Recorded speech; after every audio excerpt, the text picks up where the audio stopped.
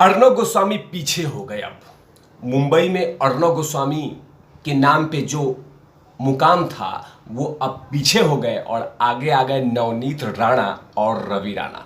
बाकायदा मुंबई पुलिस ने इस तरह का रिकॉर्ड तोड़ दिए हैं। 4 नवंबर 2020 के दिन मुंबई पुलिस जबरन अर्णव गोस्वामी के घर में घुस के उनको घसीट के बाकायदा पूरा इतना बड़ा काफिला लेके गई थी कि अर्णव गोस्वामी दुनिया का सबसे बड़ा टेररिस्ट था। गिरफ्तार किया, अचीवमेंट पाया और औंधे मुंह गिर गए भाई। लेकिन अब उसका रिकॉर्ड खुद ही मुंबई पुलिस ने तोड़ दिया, बाकायदा नवनीत राणा को और रवि राणा को जबरदस्ती गिरफ्तार करके।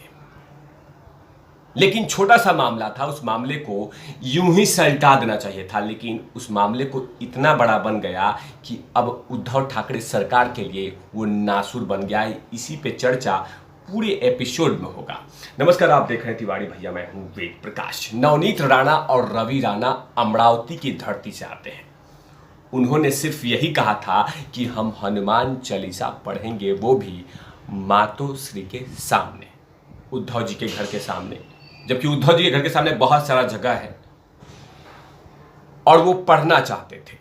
बाकायदा उद्धव जी को यही करना चाहिए था, बाकायदा उनको बुलाना चाहिए था कि आप लोग, मतलब रवि राणा जी इधर आइए, नवनीत राणा जी इधर आइए और आप लोग खूब अच्छा से हनुमान चालीसा पढ़ लीजिए और बाकायदा आपको वड़ा पाव और चाय खिला दिया जाएगा और मामला सलट जाएगा। और वैसे ही एक साथ में उन तमाम लोग को मैसेज भी चला जाएगा जो लोग ये कहते हैं कि उद्धव जी हनुमान चालीसा के खिलाफ हैं, हनुमान चालीसा पढ़ते हैं, डरते हैं, ये तमाम बातें लगातार विपक्ष कह रही है, तो उनको एक जवाब भी मिल जाता। मतलब एक पंथ दो काज हो जाते। मतलब उन आदमी को बुला के, उन दोनों को बुला के मामला शांत भी कराया जा सकता था और एक बड़ी मुकाम भी बन जाती। लेकिन हुआ क्या? उल्टा। मतलब नवनीत राणा को और रवि राणा, मतलब उनके पति जो विधायक हैं, इन दोनों को जबरदस्ती उठा के घसीट के इनको जेल में फेंक दिया गया और बाकायदा कोर्ट में कहा गया कि इनको रिमांड दिया जाए। कौन सा रिमांड लेंगे? मतलब क्या इन पे इन्होंने कौन सा साजिश रची थी जो इनके ऊपर में आरोप लगे हैं, देशद्रोह, राजद्रोह, ये कौन कौन सा द्रोह लगे हैं? क्या किया है इन्होंने? क्या किसी भड़काऊ भाषण दिया था या किसी मस्जिद के सामने में जाके कुछ बोला था? सिर्फ इन्होंने यही नहीं कहा था कि मातोश्री के सामने में जाके हम हनुमान चालीसा पढ़ेंगे। मतलब इसके लिए इतनी बड़ी सजा, जबकि मामला इतना छोटा सा था, लेकिन इसके लिए इतनी बड़ी सजा। मतलब कि जो मुंबई में मुकेश अंबानी के घर के सामने में बम प्लांट किया, उसके ऊपर में राजद्रोह केस नहीं लगा। बाकायदा उसको बचाया जाता सचिन वाजे को, उसके ऊपर में दाग नहीं लगा, उसको राजद्रोह नहीं कहा गया। जो गृह मंत्री 100 करोड़ मराठी मानुषों का पैसा उगाह के चूस रहा था, उसके ऊपर में राजद्रोह नहीं लगा। लेकिन उसके ऊपर में राजद्रोह लग रहा है कि इसमें एक स्टेटमेंट कि हनुमान चालीसा पढ़ना है उद्धव जी के घर के सामने, बस यही। और राजनीतिक में हमेशा से आरोप प्रत्यारोप लगते हैं, लेकिन इसका मकसद ये नहीं कि आप एक उस जनप्रतिनिधि को जेल में डाल देंगे जिसको 20 लाख जनता जनार्दन को रिप्रेजेंट करती हैं नवनीत राणा और उनके पति देव। लेकिन हाँ, सत्ता का अहंकार है।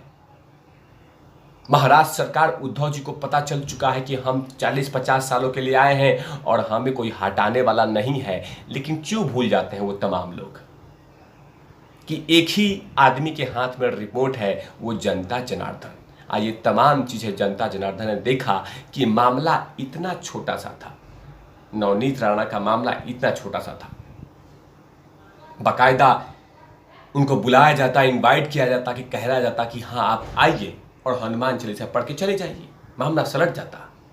लेकिन बाकायदा इसको तिल का ताड़ बना दिया गया और अब उनके ऊपर में केस पे केस, केस पे केस, केस पे केस, केस पे केस, केस पे केस लादे जा रहे हैं। जैसे अर्णव गोस्वामी पे हुआ था, औंधे मुंह महाराष्ट्र सरकार गिर गई थी।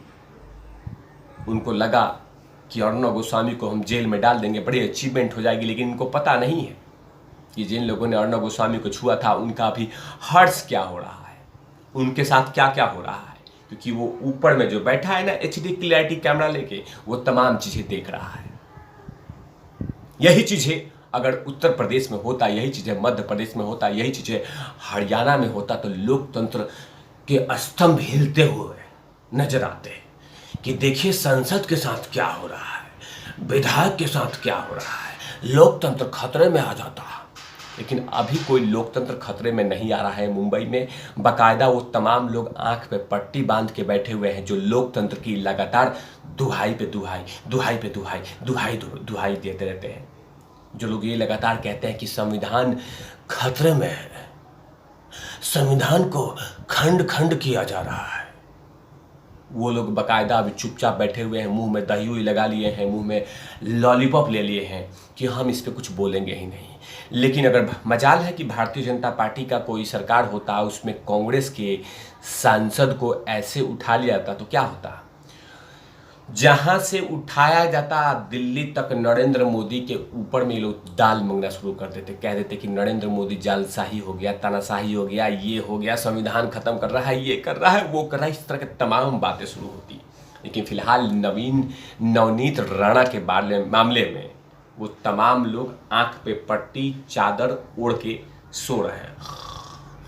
नवनीत राणा, हमें कुछ नहीं बोलना है, देशद्रोहियों पे हाँ हमें बोलना है, नवनीत राणा नहीं बोलना है, टुकड़े टुकड़े गैंग पे हमें बोलना है, हमें बोलना है, हमें बोलना है। लेकिन ये तमाम चीजें महाराष्ट्र की जनता जनार्दन देख रही है। क्या एक भी FIR दर्ज हुआ है संजय राउत पे जिसने इस तरह की बातें बोली है? एक छिछोड़ी बातें, मुझे कोई फर्क नहीं पड़ता कि जमीन में गाड़ देंगे, इस तरह की भाषा बोलेंगे आप संजय राउत जी।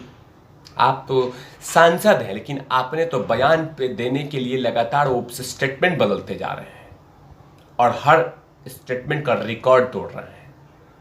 क्या जरूरत था? एक प्रतिनिधि सांसद है, अमरावती की धरती से आती है, महाराष्ट्र की पावन धरती से आती है, उसने तो यही तो बोला है सिर्फ कि हनुमान चालीसा।